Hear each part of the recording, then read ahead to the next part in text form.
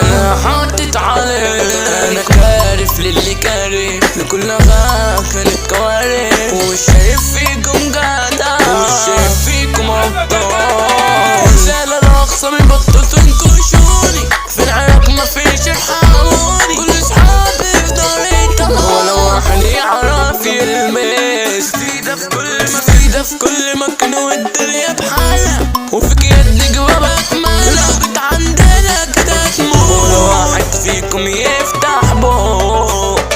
خصمت الاخصام في ثانية، جم قالولي في مرة تانية، قلتلهم عادي براحتكوا يا اسطى، فكلامكم مش هيشغلني، ولو حد جه عالسكة هيستحمل يغديك. صاحبي اللي انا نسيته جاي يفتكرني، هو كمان جاي يشغلني، هو على عادي يا صاحبي انا كنت كرفان، ياللي بتقول على طول كلام في ظهري، ولما بشوفك انت بتجري، ولما الراجل مسكك بتعيط على انتوا ليه بتسمعوني، ولا قصدكوا تقرفوني؟ لو كده يبقى انتوا قولوا، والله ما احل حال، نفسي بس اسمع كلمة، ولو لقيت اسمي في الكلمة دلوقتي هعمل عليكم لما، واللي هيسلك هيموت. انا ما بيشغلنيش ولا اي اسامي، ولو حتى من اخصامي، ومش عاوز اعرفكم تاني، وامسحكم من تليفوني. اعمل ايه الايام تعبتني، والله بجد ده هزمتني، ومش عارف اعمل ايه،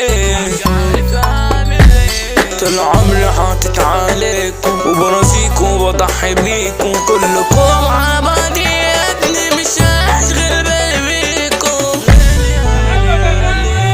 خصمت الاخصام في ثانية، وهم قالولي في مرة تانية، قلتلهم عادي براحتكوا يا اسطى، فكلامكم مش هيشغلني. احمد السلطان حتى عالجميع، غو مزيكا ده المذيع، موقع مهرجانات يبقى ترندات، رقم واحد ومسمى في الدنيا، كلماته حضرت في ثانية. احمد السلطان دي كلماته في حتة تانية.